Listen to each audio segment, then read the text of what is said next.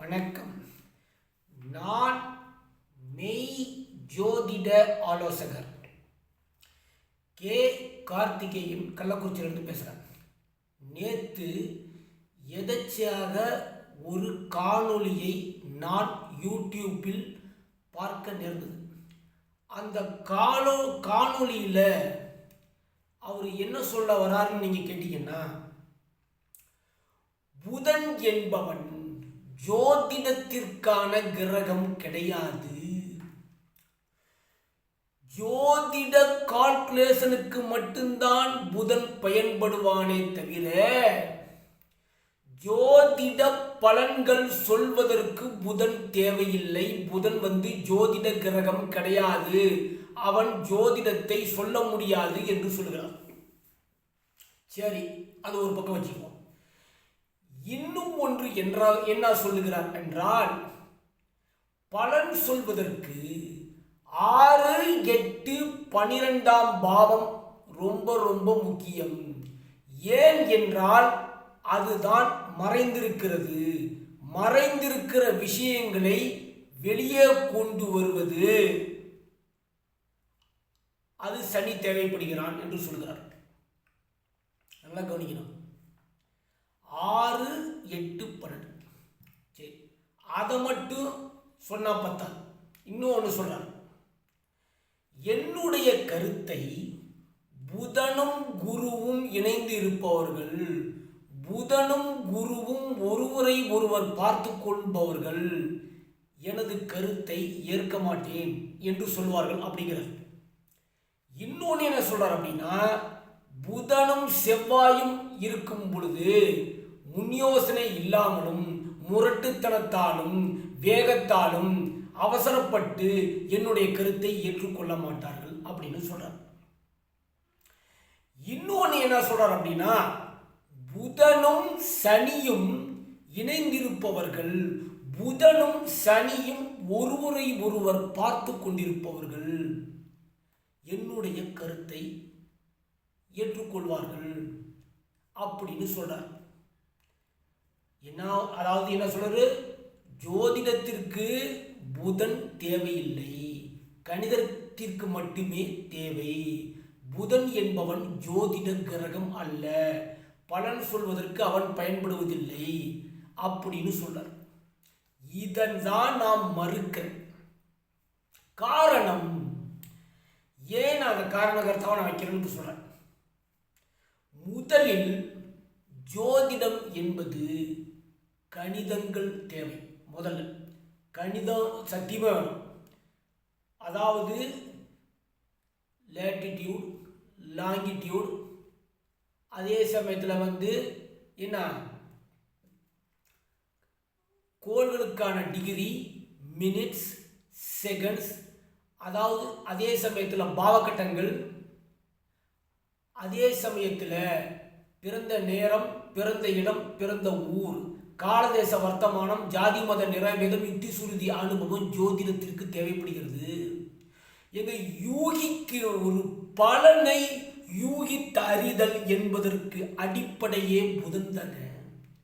யூகிக்க வேண்டும், தீர்மானிப்பது, யூகிப்பது, திறமையை கையாள்வது புதனால மட்டும்தான் முடியும்.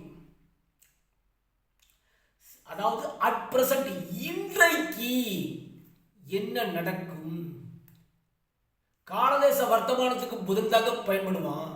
மாற்றத்திற்கு உட்படுவனவே புதன்க.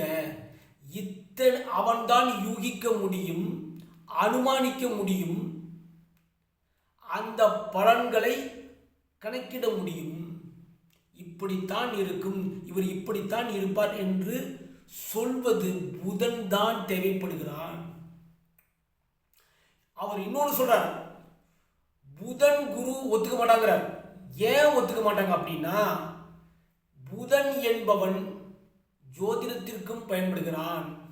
திறமை, வித்தை, அறிவு, புத்திசாலித்தனம். அதாவது இன்னொன்று சொல்றேன், ஜோதிடத்தை புதன் குருவுடன் சேரும் பொழுது அந்த ஜோதிடரும் சொல்லிக் கொடுக்கும் ஜோதிடரும் பலன் சொல்லும் ஜோதிடரும் வெளிப்படைத்தன்மையும் இருக்கும், உண்மைத்தன்மையும் இருக்கும், நேர்மையும் இருக்கும், நாணயம் இருக்கும். ஒரு ஜோதிட பலன் சொல்லும் பொழுது, ஜோதிடத்தை அனுமானிக்கும் பொழுது உண்மையை உள்ளது உள்ளபடி சொல்வார்கள். இவங்க இருக்க 2 பேரும் கவனிங்க. ஆனால் இதே சனியன் புதனோட சனியன் சேரும் பொழுது, புதன் என்பவன் அறிவாளி, திறமைசாலி, புத்திசாலி, தந்திரசாலி, சந்தர்ப்ப சமயோஜித புத்தி உடையவன், அதே சமயத்தில் காலமாற்றத்திற்கு உட்படுபவன், அதாவது நகைச்சுவை உணர்வாளன், இப்படி சகலகலா வன்மை உடையவன், வாக்குத்திறமை உடையவன். ஒருத்தனம் வாக்குத்திறமை என்பது புதனுக்கு மட்டும்தான்.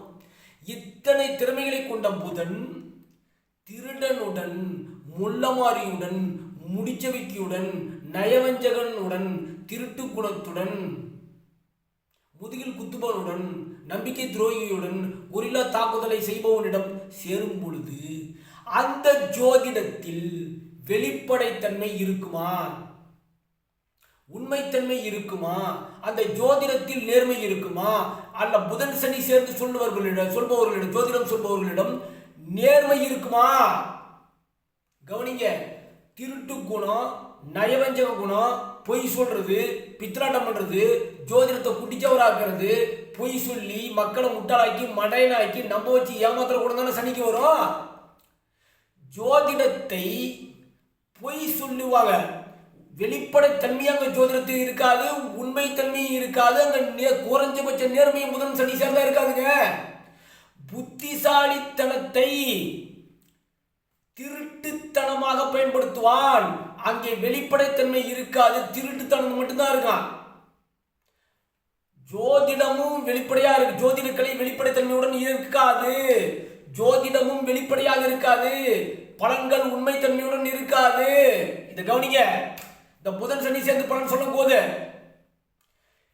அப்ப அவர் என்ன கட்டமைக்கிறார் நினைக்கிறார்னா, ஏங்க நாங்க உண்மைத்தன்மை இல்லாதவர்கள், நாங்க வெளிப்படையா இல்லாதவங்க, நாங்க திருடைங்க, நாங்க மோசக்காரங்க, நாங்க நயவஞ்சகங்க, நாங்க நம்ப வச்சு மக்களை முட்டாளாக்கி மடையனாக்கி மக்களை மயக்க நிலையிலே வச்சிருப்போங்க. அப்படி என்று இந்த ஜோதிடர் இந்த காணொளியில் சொல்ல வருகிறார்கள். அவர்கிட்ட விட்டுறாங்க.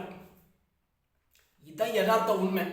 அப்ப புதனும் சனியும் சேரும் பொழுது ஜோதிடத்திலேயோ பலன் சொல்வதிலேயோ வாடிக்கையாளர்களிடத்திலேயோ கற்றுக் கொடுக்கும். இவர் புதன் சனி சேர்ந்திருக்காருன்னா அந்த கற்றுக் கொடுக்கும் மாணவர்களுக்கே இவர் உண்மைத்தன்மையோட வெளிப்படைத்தன்மையோடு இருப்பாரா? சிந்தியுங்கள். ஜோதிடத்திற்கு 6, 8, 12 அவசியம் அல்ல, சனி புதன் அவசியம் அல்ல. வெளிப்படைத்தன்மை, உண்மைத்தன்மை, நேர்மை, யாருக்கும் அஞ்சாமை, பலன் சொல்வதில் கூச்சநாச்சன்மையா இருக்கு. அதாவது பலன் சொல்வதில் என்பது வெளிப்படைத்தன்மையுடன் இருப்பது, உண்மையை பேசுவது, எது இருப்பதோ அதை பேசுவது, ஏமாற்றாமல் பரிகாரம் சொல்லாமல் இருப்பது, அனைத்தும் புதன் குரு தான் வரும்.